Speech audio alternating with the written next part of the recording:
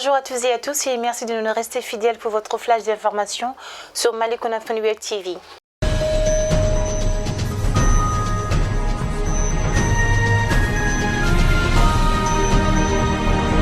Dans un communiqué, le syndicat national de la santé, de l'action sociale et de la promotion de la famille, en collaboration avec le syndicat des médecins du Mali, du syndicat national des travailleurs des hôpitaux, ainsi que des structures sanitaires, ainsi que les comités du CHU Gabriel Touré, Pongé, hôpital du Mali, l'hôpital dermatologique et le CHU Kati, envisagent d'observer une grève de 240 heures à partir du lundi du 1er mars 2021 et c'est là jusqu'au 13 mars 2021 à 0 heure. Les différents syndicats demandent, entre autres, des meilleures conditions de travail, de doter certains centres hospitalo-universitaires du Mali d'appareils adéquats et de rehausser le plateau technique. Selon une source dans une correspondance en date du 11 février 2021 adressée au Premier ministre, le ministre des Affaires religieuses et du culte, Dr Mahamadou Koné, aurait intimé à l'imam Nafou Soumaïla Diaby, de nationalité guinéenne, de quitter le Mali. À cause de sa pratique de l'islam en langue ko, selon cette même source, les ulémas maliens reprocheraient à l'imam Nafou Soumaïla Diaby d'avoir porté atteinte à l'un des 5 piliers de l'islam, en faisant la promotion de la langue ko, et c'est là à l'arabe dans l'accomplissement de la prière. Par ailleurs, l'ex-ambassadeur du Mali à l'ONU, Cheikh Sidi Diarra, dénonce cette démarche qu'il qualifie d'ignorance des droits reconnus par la Constitution qui en ses articles 2 et 4 de la loi fondamentale de 1992 qui stipule que toute personne a droit à la liberté de pensée, de conscience, de religion, d'opinion, d'expression et de création dans le respect de la loi.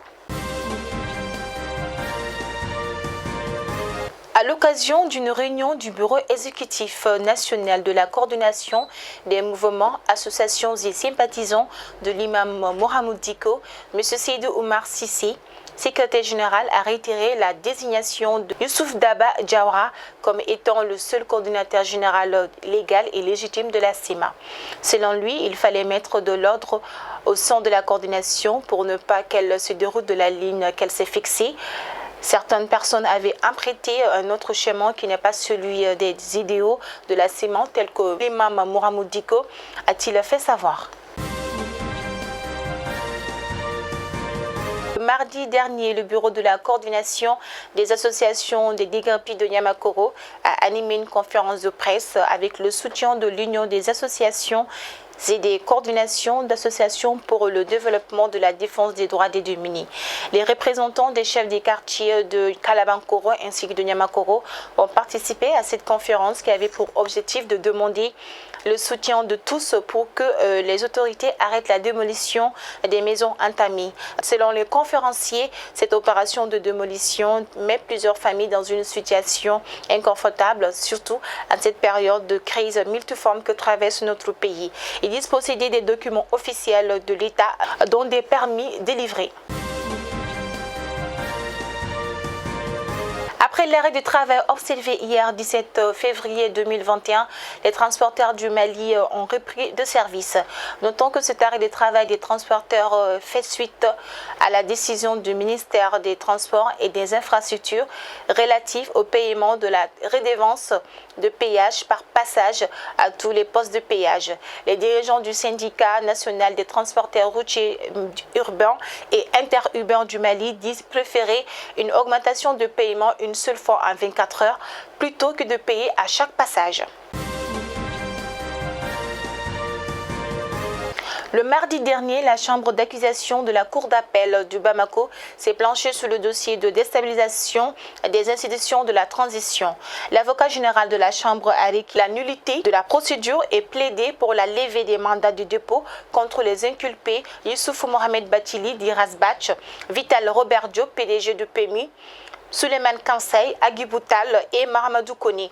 Le verdict de l'audience a été mis en délibéré au 23 février prochain.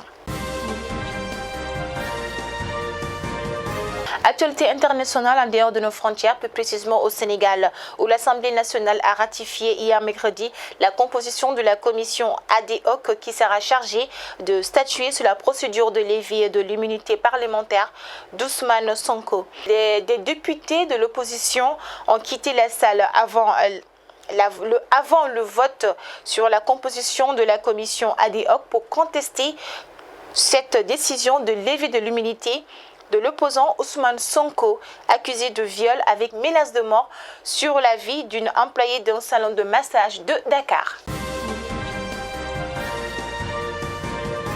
En Centrafrique, les populations de la capitale de Bangui ont salué avec soulagement l'arrivée d'un premier convoi de marchandises qui avait été impossible depuis le mois de décembre suite au blocus imposé par la coalition des patriotes pour le changement. Il a fallu que ce convoi soit escorté par les forces armées centrafricaines et les forces russes pour rallier la capitale Bangui depuis la frontière camerounaise. C'est ce qui met fin à votre flash d'information. Merci à tous et à tous de l'avoir suivi. Bonne suite de programme sur Mali Konafeni Web TV et surtout qu'Allah bénisse le Mali.